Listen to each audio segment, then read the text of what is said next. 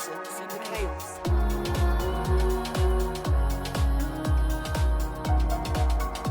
Wicked witches.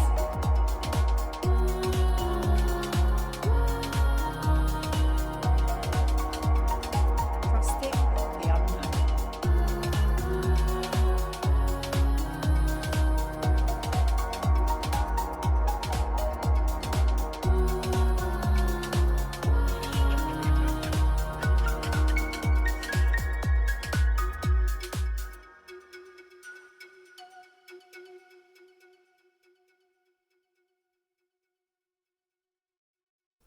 Welcome to the Nonsense in the Chaos. I'm your host, Jolie Rose. So I said last week, if anyone wants to suggest a topic for a podcast, to get in touch.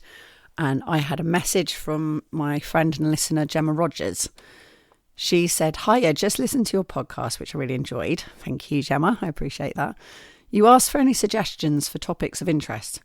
I totally understand it may not be something you want to do, but I was wondering if you would speak more about going alcohol-free for a year. As someone who's drunk and partied a lot over the years, I'm wondering how hard it is to give up and, how pressurising it might be from other people. I would be super interested to hear your experience, tips, thoughts of influence of alcohol."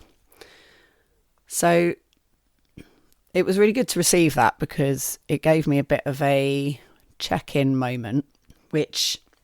Okay, so heads up, I haven't managed to do a year without drinking. And I'm having a really interesting moment where I can feel that I'm right in the thick of a crunch. And it's annoying that I am, because I'm about to go to Glastonbury again. And I love going to Glastonbury and I see all my lovely friends and I love them to pieces. And last year I was in a crunch as well. So it's made me reflect on how it's been a year. It's been a year of crunch. And that's okay. Like, nothing is ever bad about any situation that's unfolding. You have to trust it and go with the flow.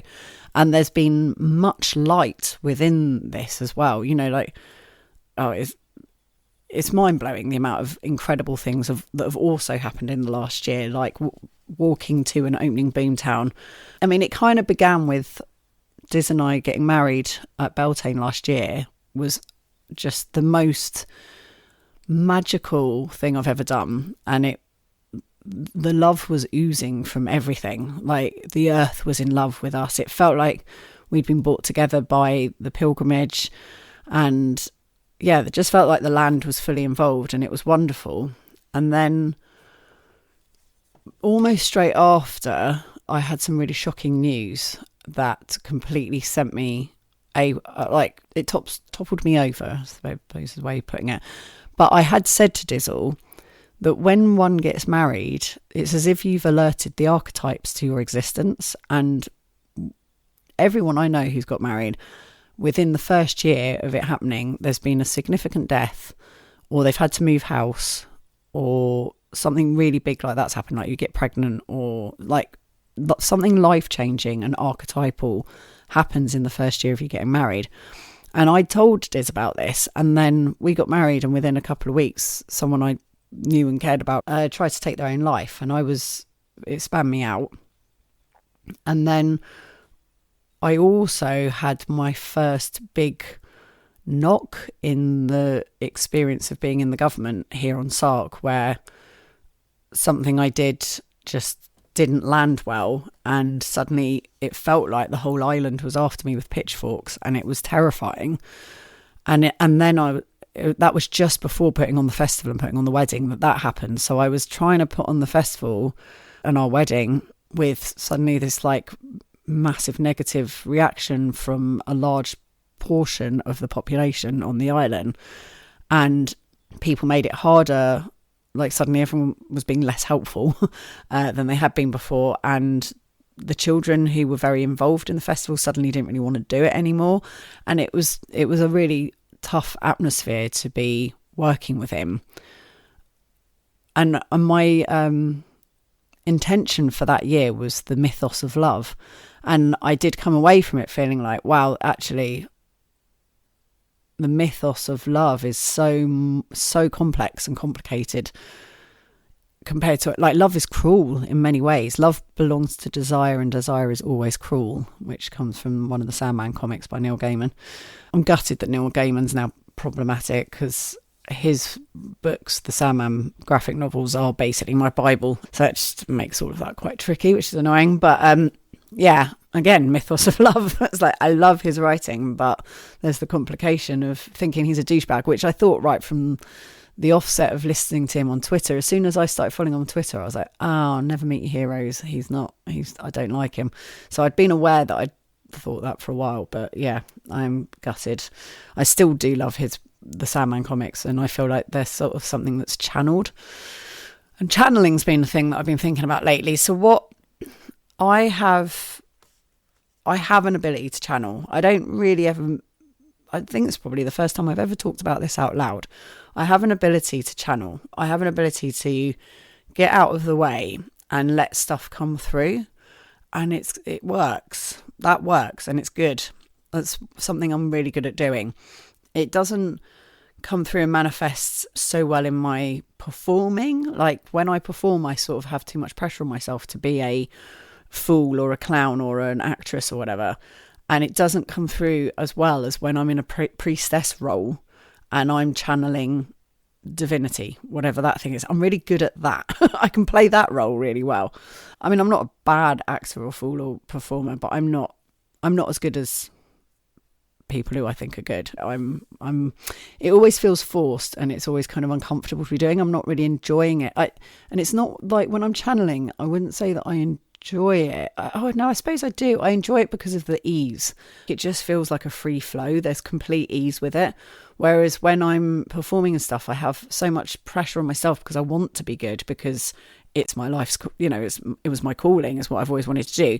Although I trust the fact that it led me to what I do now, which is more channeling in a, I guess, archetypal way or like spiritual way. I don't really know what any of it is, so I don't know. But that, it gave me all the tools to be able to do that. So that's all a good thing. But I definitely cared more about the theatre world, and that had more pressure on it. And so it was less easy and fun. And yeah, it seemed like with creating this mythos of love, it put me through this real ringer of love experiences where I had the absolute highs, but not the absolute lows. There's definitely worse places you could go to in the depths of all that. But there was hate. There has been some hate and anger and stuff within that. I mean, really, if you pull it through to this year as well. So my intention for this year was the mythos of sound. And I wanted to try and free my voice and express my voice and, learn to be more, sing better. And I did the Nessie Gomez workshop, which did unleash a load of stuff and made me very emotional and got me into places that I didn't, I did know were there. They are there. It happens every time I try and sing. It's my biggest block, like singing. Just then it made my voice go funny. Like, it is my biggest block. Weirdly, I find wearing lapis lazuli, again, I'm not like, I love crystals and I love working with the energy of crystals. I have them all around me and I know what energy they're meant to give off, and in a way I feel that. But I actually do have a clearer voice when I'm wearing lapis lazuli, which is so weird. It might just be psychological, but with all of these things, I'm so happy for placebo to do its thing, because for me as a theatre maker, all theatre is a form of placebo and all placebo is a form of theatre. And that was the only medicine we had before we had medicine. And it's actually a very powerful medicine. And our whole reality and delirium and dream and fake news madness that we're living in is all a placebo. It's all, if you invest your belief in it, I'm just in awe and gobsmacked about how mad the world is about to become and is already becoming through AI. Because, like, we noticed that a coffee sign that's up outside one of the pubs on the island is an AI generated sign. So one of the coffees is called text and another one's just a bunch of symbols, and the cream coffee's black, and it's just made up. And it's like, this is just our reality now, like signs that don't mean anything, that are just jumble, that are nonsense. And in a way it's better that we can tell, because it's going to get scarier when we can't tell. I don't know. It's mad. I'm not absolutely against it all. I also just think there's nothing to do about it. It's happening. It's happening whether we like it or not. We just got to like strap in and see what happens. And that's how I feel about life in general. It's like the whole thing's mad and it's happening whether we like it or not. So just strap in and put your hands in the air and scream. And yeah, that's what's basically happened this year. So I had this mad moment with Beltane last year that went through this whole journey, and I got anxiety for the first time, or the first time that I named it and noticed it. Yeah, I think it's something that younger generations have been able to teach me as an older person now. Like, I'm definitely in the middle-aged area. And when I first heard about like all the anxiety and neurological conditions and stuff that people were living with, I definitely had a bit of a snowflakeness to me. I'm just like, oh, come on, like I didn't mean, when I thought about it collectively in a political way, I was very supportive. I'm always supportive of where people are at. But with my actual friends who were younger, I was always like, come on, you're gorgeous. What are you talking about? What are you talking about? You've got anxiety, or you're, low self-esteem. Like, you're actually beautiful. What are you talking about? And then I realised what panic attacks and anxiety are, and that I'd been having them forever, and I'd just been coping with them and had been living with them because I hadn't named them, and I didn't realise that's what they were talking about. And when I realised that's what they were talking about, I suddenly realised that that's what those things were that I was having. And yes, I had coped with them and stuff, but it hadn't been pleasant. And actually, it's a bit like when you realise that you can take Rennies for acid indigestion, and you do, and you're like, oh my God, why was I putting up with acid indigestion all these years? I took a beta blocker for the first time last year because I was in a full-blown panic attack for a week after the political thing had happened on the island that had freaked me out. And I couldn't sleep. I was in high anxiety for over a week, and I took a beta blocker and it completely went away. And it doesn't really do anything. Well, it didn't for me do anything psychologically. I'm also not promoting any of these things. I was just surprised in myself how useful it was in that moment. I actually had a friend at university die from anxiety attacks, and I only realised that recently because he would talk about these heart palpitation panic attacks that he had, but he didn't have the language for it, and we didn't understand what he was talking about. And he died of a heart condition later on, so it might have been he also had a heart condition. But yeah, he would we'd have to sometimes walk to go and meet him from the bus stop because he'd just suddenly frozen at the bus stop having a panic attack. And we weren't meaning to be dismissive, but we were like, come on, this is all in your head, stop it. And yeah, I think it's really good that there's a lot more sympathy and support and language surrounding these things. I think there's also there's problems with how prolific and sometimes labelling isn't useful, but there's a lot that is useful about it. I mean, for me, it's been useful to go, that's what that thing is that they're talking about. Oh yeah, I can maybe work with it in the ways that these younger people have been doing, and that might be helpful. And got really good tips from them, and it just changed everything. I was like, oh right, thank you. Sorry, I was being so dismissive of it before. And that was really useful. So that was a useful journey, an interesting journey to go on.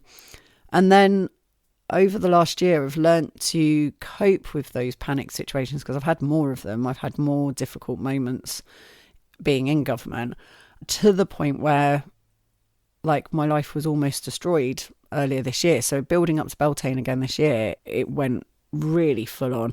But it then was interesting and exciting in a different way because it felt like I was fighting the tendrils of the Trump administration essence. Like if it was a tree, the little mycelium root network, like the furthest reaches. I mean, we couldn't be more further than we are, literally the furthest reaches here. But the tendrils of it and the attitudes and the tools and kind of psychological weaponry that was being used was very similar. And I can't go up against Trump, but I could go up against the immediate experience of Trumpness in front of me. And I did, and we won, which was great. It doesn't feel that victorious. Something about it doesn't feel victorious because there's something about it that's scary. I guess it's scary because it's still there. The tree's still there. We might have beaten that one little fibre in front of us, but also that fibre's could come back. Do you know what I mean? Like, it's not 100% safe. And this was then mixed with putting on Beltane and it pouring with rain on the day, which was just exhausting in itself. And yeah, financially it's been a hit for the festival. And then my friend Sophia died 2 days afterwards. And I've given myself loads of space to grieve. I've been very openly grieving, and it's been a process that I'm used to because I've lost so many people since 2020. But this one has been stickier. It's been a really sticky grief. And my executive function has gone out the window completely. Like even today. And now I also get dyspraxic when my period's due. And today I've cut my finger on glass. I literally did everything in the wrong order. I've knocked things over. I just got to the point where Diz basically had to come and just do everything for me because I was just like, everything I touched I'm breaking. I'm hurting myself. I can't do anything anymore. Could you help me? He's wonderful, and he completely looks after me and has absolute, like he said, they're not your periods, they're our periods, which I love. And he fully supports my different hormonal journeys. But yeah, I'm aware that sort of on the surface level, I feel fine. I'm all right. But on the deeper level, I'm not. And this is a long-winded way of saying I haven't managed to not drink this year. I did manage up until Beltane, up until May. And then on the weekend of Beltane, I drank. And then I didn't drink again until... So I drank at Beltane, and then I drank at a wedding. I drank at the wedding that I went to recently. And then I've been drinking a little bit here and there. Like I had half a bottle of, we didn't even finish it. We opened a bottle of bubbly last night for a meal that I cooked for some friends who came over, and we had a sauna to say thank you for all the help they gave us over Beltane because they were amazing. And we had 2 glasses of bubbles each and then didn't finish the bottle and then stopped drinking and drank cacao and had a sauna. So I did like 5 months without drinking, and then I'm not drinking much. I'm going to drink at Glastonbury probably this weekend, although to be fair, I can't really afford to.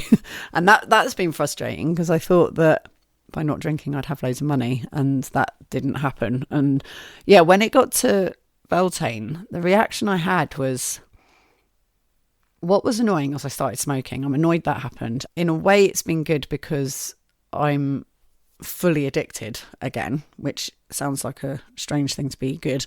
But what had been happening before is I started smoking when I was 10, and I started giving up smoking when I was 19, and I've been giving up ever since then.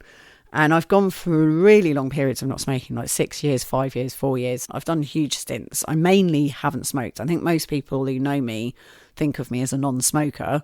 Possibly not. They might say you're deluded. But I think on the whole, people think of me as a non-smoker. I am on the whole, but I will slip in and out of it occasionally. And what my norm was that I would slip into it, have to like kind of scratch the itch. So I would smoke for a week or two, and I'd smoke properly for a week or two, and then I would give up again. And I find giving up really easy in theory. I'm struggling at the moment. So I would give up and then wouldn't smoke again for ages. But what happened recently since I moved to Sark, because Sark is like the 90s, so everything here is as if you're in the 90s, and so everyone here smokes in a way that people don't in the UK. So it was easy for me to not smoke in the UK in recent years, pretty much since the smoking ban, because people weren't smoking around me all the time, and I could easily and happily not smoke. Whereas here, we can't smoke in the pubs, but everyone's smoking. Everybody smokes. and so, yeah, it feels like the 90s. We're listening to Oasis playing pool and smoking and drinking cheap booze. So it's very difficult to not slip into that. And I unfortunately learnt to socially smoke, which I'd never been able to do before, where just when I drank, I would have a smoke. And I years ago had made a very conscious effort to not associate smoking with booze. And so I hadn't done. My Achilles heel was if I was smoking an interesting cigarette, and I would smoke it because it was an interesting one, and then I would get addicted to the tobacco, and it would be the same pattern where I'd have like just a little go, and then about a week or two later, and it could be 2 or 3 weeks later, I'd have another, oh yeah, I'll have another bit of that. And then a week later, I'll have a bit of that. And then I'll be like, I don't actually want to be not sober. And so I'm going to just smoke the cigarette instead. And that was how it always got me before. So I associated it that way rather than with booze. And then suddenly, since I've lived here, I was finding that I could just smoke when I drank, but then not smoke in between. But I was drinking quite regularly, so I was still smoking quite regularly, but I just wasn't smoking when I wasn't drinking. And then at Beltane this year, I was so overwhelmed by everything that was happening. I just said I need a fag, and I had a fag. I really wish I hadn't. And I wasn't even drunk. I just did it. And then I've been absolutely full-blown addicted, like I was more in, I'm thinking the 90s. I think when I read the Alan Carr book, I feel like that level of addicted.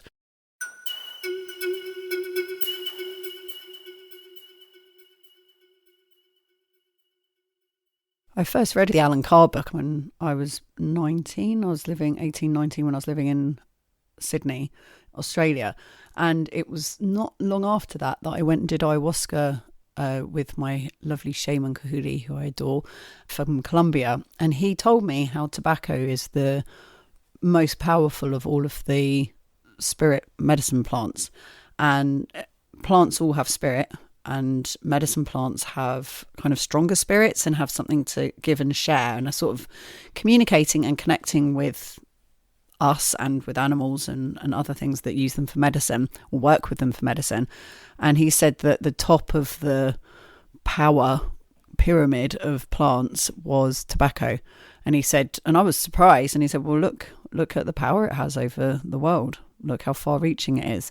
And I've thought that before about wheat, which I've talked about in the podcast before, that wheat domesticated humans, and it's the most prolific life force on the planet, living thing on the planet, and benefits significantly from us farming it, whereas we don't benefit from being suddenly having to work and getting a lot less nutrition than we used to. You know, we're now bound to capitalism because of wheat. Wheat got us there in the first place. And yeah, wheat used to be the first money, it was the original money. So wheat got us into this mess. And tobacco is the strongest of all the spirit plants. So when I think of tobacco, I think of its being and its essence and its archetype, and it, as a personification. I think of it as a relationship between me and this thing that has its tendrils in me, or has its hooks in me. That I feel like when I give up this time, I'll be like, and don't ever do it again. I can't ever say that I will never do it again, but I feel like I will be more rigorous with not doing it again, because I feel like I've got myself into a bit of a pickle with it. Sorry, we interrupt this podcast for a short little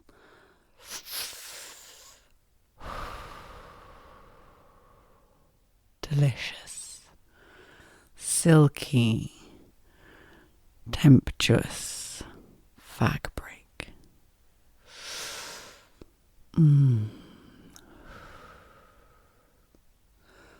I am addiction. I am desire. And desire is always cruel. Worship at my altar. You can't resist. You are drawn to me like moths to a flame. You can't help yourself. I am want incarnate. I am your body aching and needing, even though you know I am poisonous. I am going to be your demise. But you cannot and will not resist me. There might be a bit of a noise in the background because it's daytime. I normally record in the evening, and Dizzle's just got in the shower and I can hear the noise of it, so you might hear a pump noise in the background. So yeah, I started smoking and then I started drinking at Beltane, and I've been, I haven't been drinking much, and I needed it for the release. But what was useful, Gemma, and I appreciate you asking me, was you saying that to me and asking me made me think, right, I'm going to do a check-in with what my intentions were for this year. So the reason why I didn't want to drink this year and to not smoke was because this is a 9-year in numerology, and 9 is the number of purification in the alchemical process. So this is how I was thinking of it, was that 10 is the year where your magic, your power gets actualized. So you turn the lead and the shit into gold next year. Next year is the 10 year, and 10 is a fab number and a fab energy to be in. And this is the 9 energy, which is really subtle and really mystic. And I'd say like the year of, it's magic. It's a really magical year. Lots of masters die in a 9 year. So the last time we had a 9 year was the year that David Bowie and everyone died. And we've had a lot of masters die this year as well. We've had a lot of famous people, special, important people die and move on. And what it does is it's like they've gone up a level, and it gives space for other people to go up a level. There's an element of that. And it's a year for us to kind of purify our equipment and our apparatus before doing the big thing next year. And that's all great. And then I'm personally having a 7 year. So you add your birthday together, the day, the month, the year, and then you add it to the year, which is 2025. And mine's 7. And I'm having a 7 year, and 7 is the number of prosperity. And when I look at so 9 is the master of all systems. It's just like you're fully ready to do the magic, which happens next year. But this is almost the magic happening. So this is almost like the purification, the magic occurs, and then next year is the year where you get the gold. And yet 7 year is the year of prosperity. I got I get a reading every year from someone called Remington Donovan, and I've just messaged him to see whether I can interview him for the podcast, because I think he would be really interesting to speak to for various reasons, which I'll get onto in a second. But this is your year of prosperity. And I got this out because I get a numerology report from him every year. And I got it out today to have a look at in response to Gemma's question. Because I was just like, we're halfway through the year, and I feel like I'm in the thick of not doing what I was meant to do this year. So from January to May, I did my morning practice every day, which is yoga and meditation. And I was doing the purification thing. I wasn't drinking. What I found, though, was that I am a workaholic more than I'm an alcoholic, because I don't really have a drinking problem. Like, I don't drink too much, but I do. Well, I've been drinking more since moving here, because Sark is a really boozy place. When I first moved here, I got in touch with my friends who work at the Tudor reenactment that I work at, Kentwell Hall, where we are very much a drinky thing there. Like when I went to Glastonbury Festival, I thought that we would act like we do at Kentwell, where people sit around campfires and sing, but they don't. At Glastonbury, it's, party hedonism, and people do sit around the fire a bit, but that's not what happens.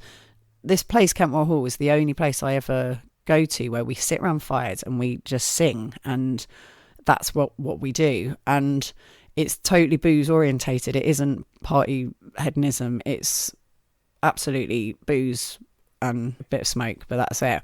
And it's just really chill. But it's so boozy. Like, we will fill a boot with alcohol and then think that's going to last us the week, and then 3 days later have to go back and get more. And it's like, oh, it's really funny, but it is a bit much. And then when I moved to Sark, I got in touch with my friends from the Tudor thing, and I was like, oh my God, everyone drinks like we do at Kentwell, but all the time and forever. And they were like, you're going to die. And I went, yeah, I know. So I have been purposefully not drinking very much here, because I can't keep up with the level of drinking that people do here, and I do not wish to. And I know that it's not safe. It has calmed down significantly, because we now have prescription cannabis that you get as a prescription. I think you get the same in England, but I think because in England it's easy to get hold of without having to get it on prescription, and I think it's more expensive on prescription, that most people I think don't even necessarily know that you can get it on prescription, because it's not really of interest or use because you can get it anyway. Whereas here you can't get it because it's a pirate route, it's a smuggling route. And so the whole reason the Channel Islands exists is because Queen Elizabeth I said, someone go and stop those pirates from robbing our boats every time we go backward and forwards to Europe. And so the whole premise of the Channel Islands is to stop smuggling. And the laws and the punishments are severe here for anyone getting caught with anything. And so when I moved here, literally it was just didn't exist. It was gold dust. No one had anything other than alcohol. And so people were drinking like it was the only party option there was, which it was. And every summer I would be looking after lads who would have definitely been smokers in the UK, who were just doing shots after shots after shots, who were feeling suicidal because it's a depressant and they were just going out of their minds. And so since prescription cannabis has come in, and most of those people have been able to get prescriptions for it, people drink absolutely significantly less. Like, we didn't have a day where we didn't do shots before when I first started working here, whereas now it's only if someone starts doing shots that other people then do it. But we'll go nights, I can go weeks without doing shots, pouring out shots for people. And there's been a hell of a lot less violence. So yeah, I just think it's noticeable what a change it's made, and I think it's a really good thing. And yeah, with myself, I just have kept a check on it by making sure I don't drink much. And I was interested to challenge myself to doing a year without drinking. I'm not disappointed. I'm kind of surprised. Well, no. So what I noticed, this was the workaholic thing, was I realised that I have a propensity to work too much. And when I didn't have the off switch of alcohol, I basically just worked continuously, to the point where I spent a weekend where I worked till like 1-2 in the morning every night for 2 days in a row. And I used to do that all the time when I was in my 20s. I put a stop to myself doing that. I made myself stop at 5 o'clock. I used to just work all night. And yeah, I basically slipped into doing that this year. And when it got to the point where I had a drink, I was like shaking. I was shaking from the amount of stuff that was going on, and it was really shocking my nerves to pieces. And literally someone just said to me, you just need to drink and relax. And I was like, I actually do. I actually really do. And I had a glass of wine, and my body just relaxed, and I needed it. So this is difficult because I want to support people with not drinking. And what I would like to do is find a way of doing this without having to lean on booze, which is what I have come back to and where I'm at. So I'm not, because I broke the thing. I had a drink, and I then just wanted to drink that weekend. I was just like, that's what I'm doing. Rather than beating myself up and feeling bad about it, I'm giving myself pockets of time where I'm going to drink, and then I'm going to not drink again for a chunk of time. And like I said, I don't drink that much anyway, so it's not like I'm concerned about it as an addiction. And I think the only thing I could say about advice for people giving up drinking is you've got to find your way through it. My friend, who was a full-blown alcoholic, she went and spent loads of money on rehab centres and all these things, and they were just too softly, and they didn't help. She was absolutely 100%. I didn't think she was coming back. She was full-blown, and I didn't think she was coming back. And in the end, the only thing that worked for her was to go into hospital with the NHS, and they literally strapped her to a bed, had the drips going in, and they were like, this is going to be bad for your body. We need to monitor you. We need to make sure you're okay. And they literally dry turkeyed her and had to sustain her body through the process of it. Cold turkey, that's the word I'm trying to say. And they did, and she's come through, and she's physically affected by it, definitely. But I didn't think she was going to survive. I'm so proud of her. I'm so, so proud of her. And yeah, she's back. We've got her back, and it was the most amazing thing, because she kept saying she was back before, and you could tell it wasn't true. And then when you actually saw her, and it's like, oh no, you're here, you're actually here. It's a horrible journey, and it's the only drug I've lost people to, having lived in Brighton, and all the plethora of nonsense that's out there.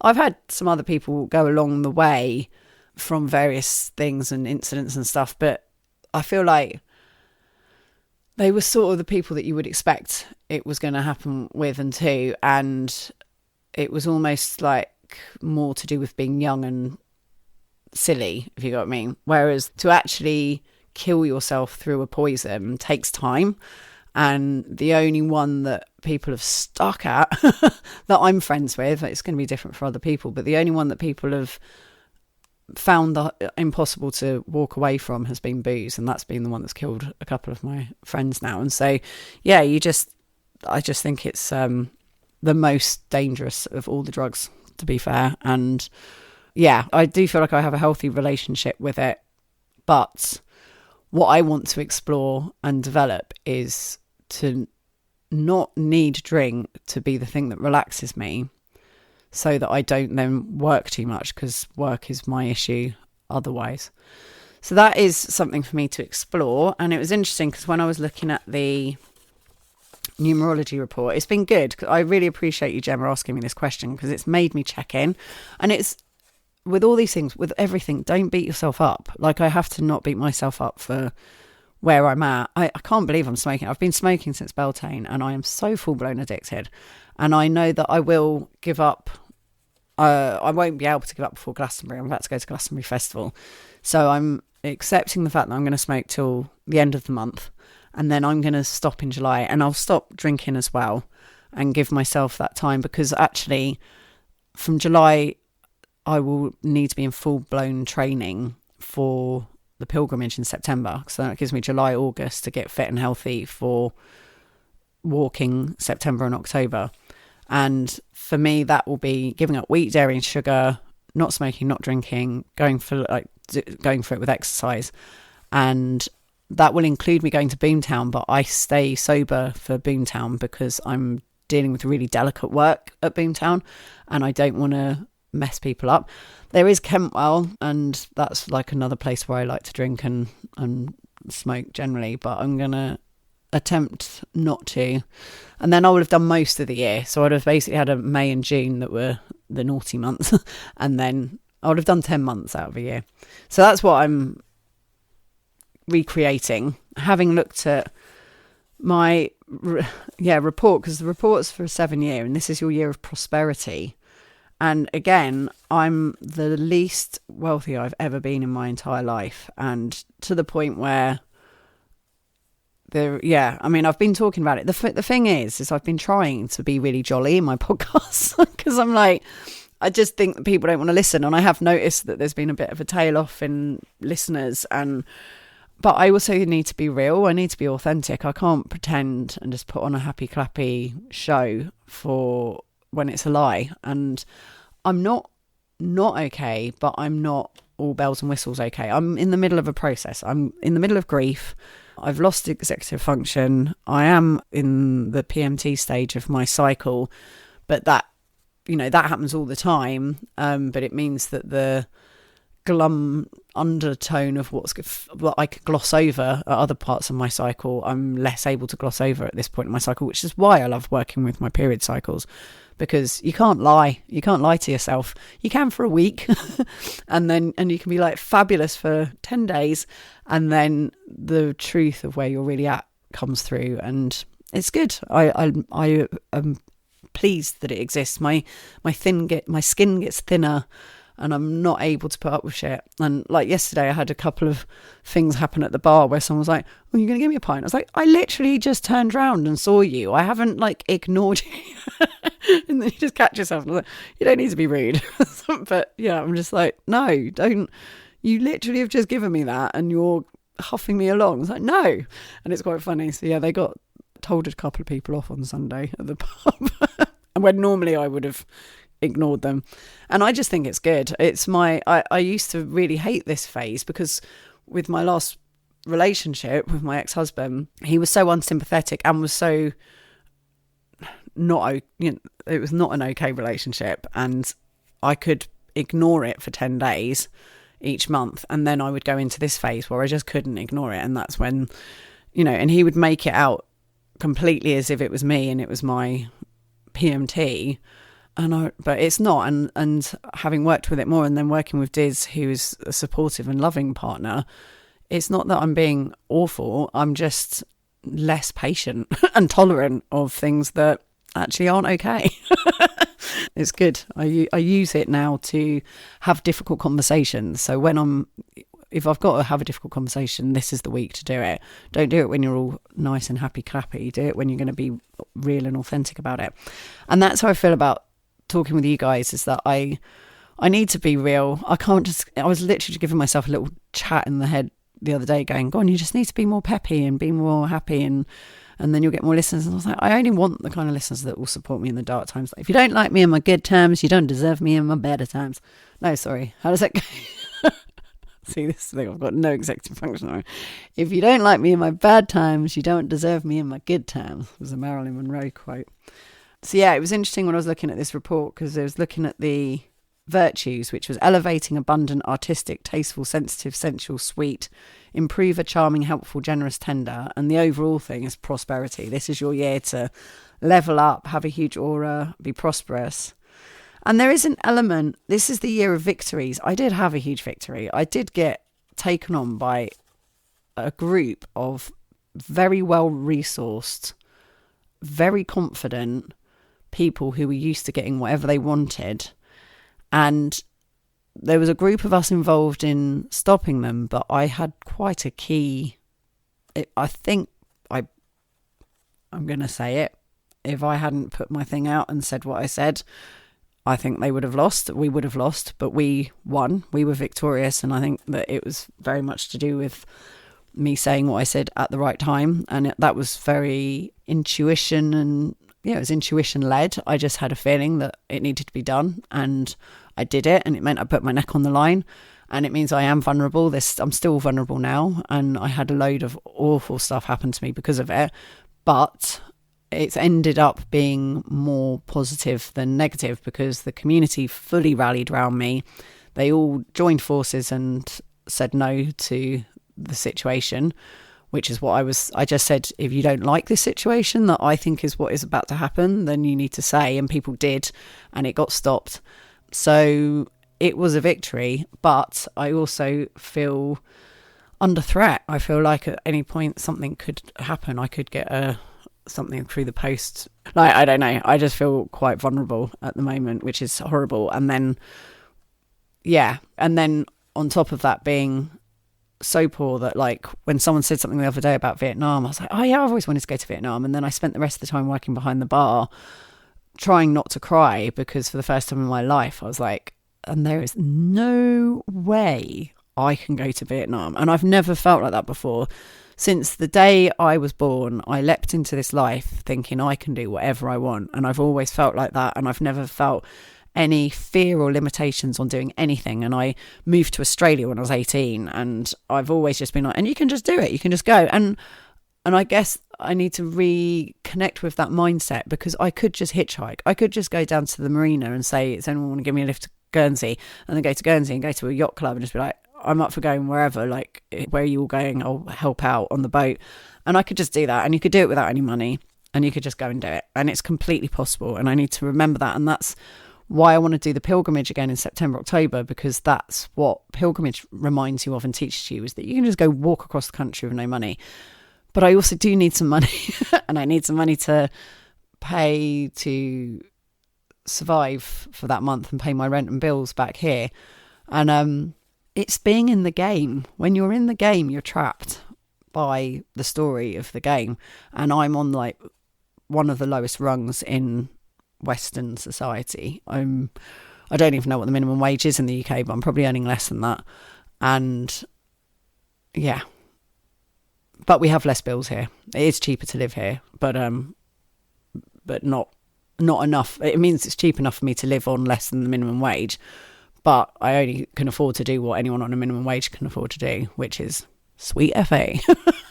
But what's interesting is here is the vices of the number 7 is vapid, insecure, decadent, people-pleasing, charmless, selfish, emotional, vampire, and defeated. And there's definitely some words in there that I feel pretty like. So it's good to just check in, because it's not a bad thing to be going through a process. A process is a process, and you will only elevate and learn from it. And that's not a given wah-wah thing. I've said this before. That's not what I believe. I believe that while there's still hope, the one thing we have control over in this mad universe of nonsense and chaos and hurling through space in a lump of rock is what you make it mean. And what we make it mean is our choice, and it's our process. So I'm happy to sit with the storm. The storm is your greatest teacher, as a friend of mine once said. Someone I might interview, actually, Jez Hughes. He's a shaman chappie nowadays. It's so funny because he was such a different character when I knew him. But yeah, he's quite a well-known healer and shaman chappie. But he said that to me when I was at drama school with him. He said that the storm is your greatest teacher. And it really, really, really is. When I think of life, I think of a tent. And the tent fabric is the happy times, and they're lovely and it's nice. That's the nice bit. But the thing that makes the tent durable and watertight and has shape and gives it its character is the tent pegs. But the tent pegs hurt when you're being hit by a hammer into the ground, being forced into the ground. It's not a pleasant experience, but that's the bit that is your definition. I'm in the process of having my head hit, and that's just what's going on. And there are worse things going on in the world. There are people having worse times than me. I'm very, very lucky in loads of different ways, and there are lots and lots of light within this darkness that is, like I say, brilliant light. Dizzle, for is the most brilliant light there is. Living on Sark in paradise is the most brilliant light there is. Being away from all the madness of the world is the most brilliant light there is. So I haven't really got much to complain about, but I'm definitely in the middle of a process. But anyway, I'm going to pull a rune.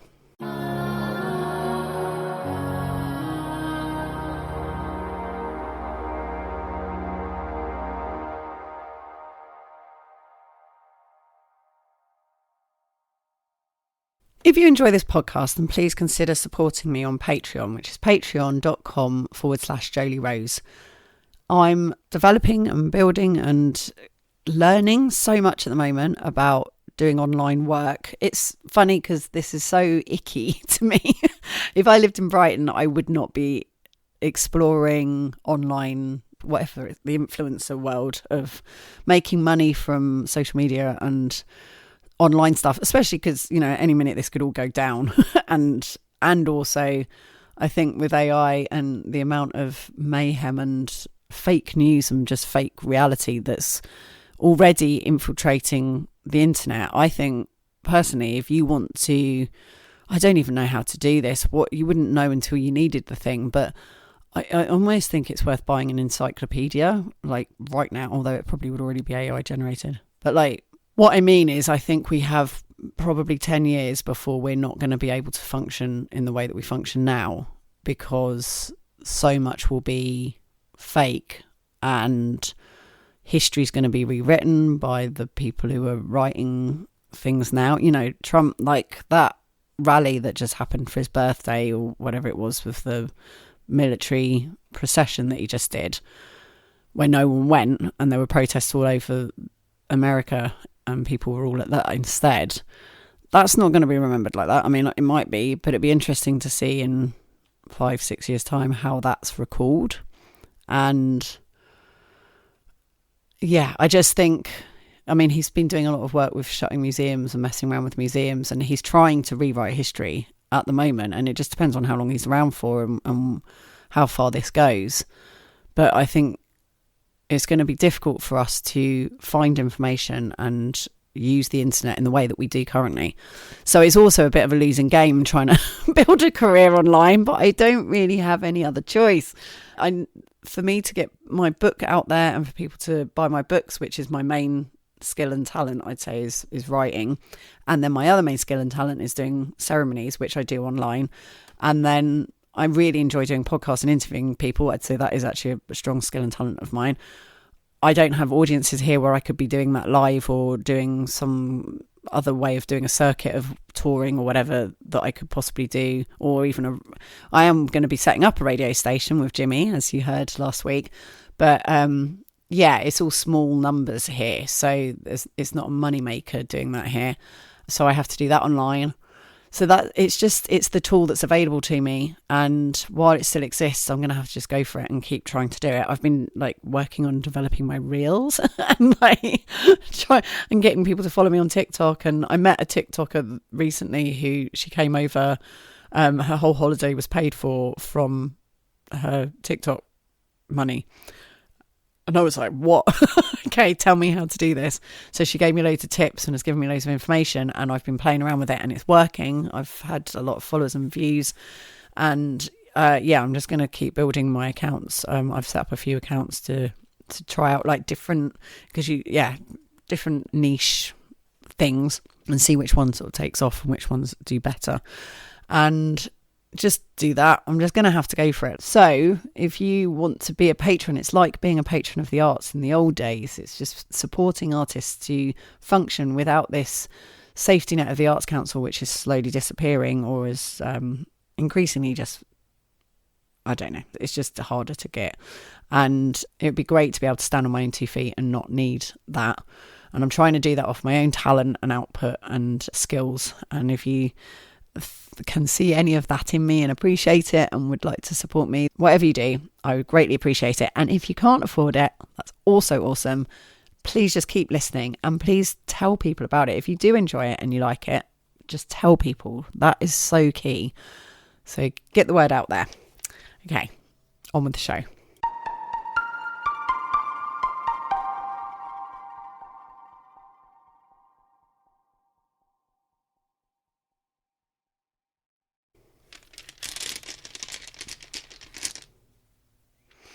Interesting. Okay, so I just pulled the same rune that I pulled for the Sagittarius full moon.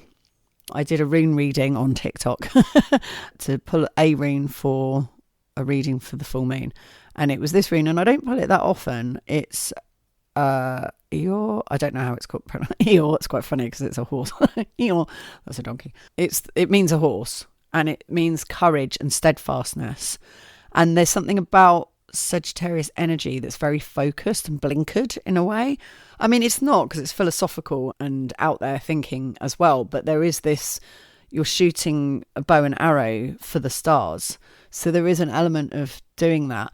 And yeah, okay, within me at the moment, I am defeated, and it's been good to check in on this numerology report and to give myself a bit of a kick up the backside, because I do feel defeated. I feel like, I said this to Diz the other day, I said I'm feeling a bit like I did when I was working in the call centre doing IVF, where I was just like, this was not the plan at 35 for me to be working in a call centre and doing this repetitive, awful, mind-numbing work, and then for me to not be succeeding in making a baby, and I just felt like a complete failure. And I feel pretty similar at the moment in that I'm 46 and I'm cleaning toilets. And however, 35 actually was at the turning point of a chapter change, because I write a book every 7 years and called Saturn Returns, and 35 was one of the years where I wrote it, and it's called Never Worn, and it captured the moment of going through the last round of IVF and realising it hadn't worked and wasn't going to work, and that I was having to let that whole story go. And that was quite full on a journey, as I've mentioned before. And yeah, that was right. That was a chapter changing moment, whereas I'm currently in the thick of a chapter. So I wrote my last book at 42, Meaning of Life, and it felt like it. I trusted the universe. I followed the pilgrimages. It led me here. It led me to Diz. And that's what I keep having to kind of come back to is, and I don't necessarily think it's true. I am having a, what's the word? My brain is so not working at the moment. Loss of faith? What's the word for that? Conflict of faith. I can't remember what the word is. Someone used it at me recently because they're going through the same thing, and it's someone who I've interviewed on this podcast, and they're in a similar place to me. They're having a loss of faith moment. Like, I did a load of work with someone who works with your higher purpose, and they were trying to enroll me in the like believing you can get money thing, and it's meant to be a year of prosperity, and I'm just fuck off. Like, yeah, you can sit there from your position of privilege where you've got money and tell people that all you got to do is believe and money just makes money. It's like, yeah, but you got to have some money to begin with to make the money. And yeah, I'm definitely feeling like how condescending and bullshit that whole spiritual, I don't know, branch is. I've been doing it for years. I have got an interesting relationship with money. It is my Achilles heel. It's a big part of my story, but I've done a lot of work on it. And I think I mentioned this before previously. I realised recently the benefits I get from my position of being a working class hero kind of thing, because I definitely had the moral high ground in this group of people that were coming at us, and I've got nothing to lose, and that's quite powerful. It is quite powerful. I don't have to worry about a mortgage. I don't have children. If someone wants to come and, I mean, they'd have to put me in prison, annoyingly, because I've got nothing of, you know, if any debtor thing came to me. I don't have any debts, which is pretty cool. I don't have any debts. I don't have credit cards or overdrafts or anything. I have 0, but I don't have minus, which is pretty good. And different to when people do have money, because when you've got money, everyone gets themselves into huge amounts of debt with things. So I'm, in a way, really free, you know, and that's a good thing. But yeah, the hippie thing of believing in money and just changing your relationship to it, at the moment, I'm like, you can absolutely do one. I'm sick of it. I've been doing it for years, and I'm not going to play that game anymore. And I'm going to own my benefits from being in the position I'm in, because also, like, I've got the skill set to be able to just go get a job. I could go get a job in finance here easily because I'm good at admin. I know how to do stuff. Like, you know, I've spent years being a Swiss Army knife in the theatre world. I can literally do anything. I can do marketing. I can do spreadsheets. I can budget. I'm really good at budgeting. Strangely, I'm really good at budgeting. I think because I panic so much about money, I'm really like tight with my budgets. And I've also done enough budgets to know to not be optimistic, be pessimistic. That's the key thing with a budget. Be pessimistic and then you're nicely surprised. Whereas if you're optimistic, you always just go, oh shit, why did I think that was going to be that? So always be pessimistic. Never promise more than you can deliver. All of those things. So I've got loads of skills that would be useful, but I cannot work in an office. And that's my own doing and that's my own creation. And so what I feel capable of doing is having some level of freedom, and that freedom comes at the price of not having any income. So I also take ownership of that. But what I feel like this rune is saying, and was saying in the Sagittarius full moon as well, is that shooting for the stars and believing, I have to keep finding hope. I have to believe that it's worth me writing my books. I have to believe that it's worth me making this podcast. I have to believe that I have to keep shooting for the stars because it's all I've ever done. And no, I might not ever get anywhere. I've pretty much resigned to the fact that I'm not ever going to get anywhere, and that's fine. I mean, I'm 46. At the time, it's not that the time has passed. I know that's not true, but you know what I mean. Every step of the way, I was like, oh, I'll be this. Oh, this will happen. And it didn't, and it hasn't. And I just think that that's part of my journey. And maybe people will read my books because, you know, they capture a point in time. It's what's it called? A stream of consciousness dropping into the reality of a young woman growing up from my first book's 2006, and then I'll keep writing them into older age. So it will capture a life, you know, and they could all be put together into one book at some point. And that will be of interest to people in the future because it will be capturing a moment in time that went from analog to digital. So that journey's captured. And we might be already in the motions of World War III, and it will be capturing that journey and how we got into that mess. Because when I look back and read my earlier books, it's always really interesting how simpler things were, and hearing and seeing my perspective right from the beginning on political acts and going, what's happening here is this. And then obviously so much nonsense has been woven over the top of it since then that it's actually quite relieving and interesting to reread how innocent and simple and clear it was at the start, and you go, oh yeah, that's what that was all about. I kind of forgot that's what was going on. So there is something about that with my books. There's a chance that I might end up being really famous once I'm dead, and I'll never know about it, and I'll never know. But I have to keep shooting for the stars because that is my hope. It's my little spark, my little hermit spark. It's the tattoo on my back. It's how I used to sign my letters when I was a pen pal back in the day when I used to write letters. And I had 30, 40 pen pals because of Kentwell Hall. I've got a massive box of letters. I used to write so many letters, and I used to sign with my little fairy kiss star, which is what's tattooed on the small of my back. My little tramp stamp. I got it done before tramp stamps were a thing. And it's my spark of inspiration. It's what career arts means. The reason my company and my theatre company and arts company is called Career is the completion of a journey, or it'd be the completion of a movement in yoga. Karma is the repetition of cycles. It's when you're caught in a loop and you're stuck with your karma and you're going through this process. And Kriya is the moment where you go, fuck this, I'm not doing this anymore, I'm changing what I do. And you change it and you change your reality. And my original name was Jolie Pierce, Pirce, and that means pretty Pierce, pretty pop. So it was a pretty transformation. It was like, just make it more glittery, make it more fun, chuck a bit more glitter on it.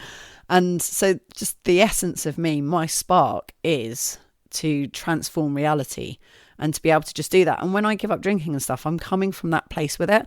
And that's the only thing I would say as a tip, is that for me to achieve anything, it needs to be inspired. And I've just re-inspired myself now having this conversation. So I appreciate that, Gemma. Rechecking in with my numerology report, with all these things, again, especially where I'm at the moment, it's not that I believe in them, but they're useful tools. So even though I'm in a place at the moment where I'm like, well, I don't fucking believe in any of this stuff just because I'm in a grump. And also because I think it's healthy. I've been listening to scientists recently talking about magic thinking and how we create that. But again, the conversation I want to have with him is, where is it problematic? Because magic thinking for me has been the thing that's made me feel alive again and not just like a tardy old adult. That was how I was feeling. And then when I connected to magic and magic thinking, I felt like a child again, and I was in a world of wonder, and that was great. And I live for that. I'm well up for having that again. I definitely don't have it currently, but I'm up for that, and I don't think it's a bad thing because it gave me so much joy and energy that I think that's a good thing. I definitely think it's problematic when you believe in it wholeheartedly. And yeah, I just think with all these things, it's with a pinch of salt, but it's not like the science or literal media reality is any more non-problematic. Do you know what I mean? Like with all of them, we need to, more than we've ever done before, we need to trust our own compass. And so, yeah, find a way of inspiring yourself to not drink. Something you talked about as well was people, like how other people are about it. Literally that they do disappear when you're really clear about what you're doing. And I think that's to do with the inspiration. And I'm always surprised at how much busier I am when I don't drink, because you have energy and there's so many things to do. So don't feel like you'll lose your social life and stuff. Actually, your social life will seem like a very boring, tardy thing compared to what you're doing with people who are full of beans and vibrant and up for stuff. So you don't need to worry about that. It fills up so quickly to the point where I'm like, I don't even know how I'd have time to drink. I'm annoyed that I haven't got more money. That's annoyed me. But I don't know how I had time. And then I also have enjoyed and have benefited from wedging that time back in again, because I was just so full of work and other stuff. You know, I filled it up so quickly that time that actually these couple of months where I'm wallowing in poisons again, I am also enjoying going, do you know what? I don't care. Tonight or this afternoon, I'm getting drunk. That's what I'm doing. And everything else has to go out the window. And, you know, sometimes that's not a bad thing to do. So I think with all of it, it's a balance. It's all about balance and trusting your own inner compass. And that's what I feel this rune is about. It is a horse being steadfast, and it's got its destination, and it's not going to be distracted by the noise and the mayhem either side. It's just going to go for what it believes in and what it wants.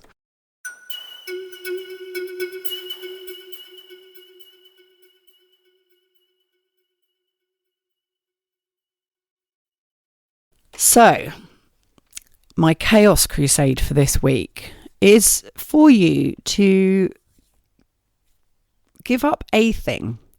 do it as a 40-day practice. This is something that I learnt from Remington Donovan as well, was to do 40-day practices.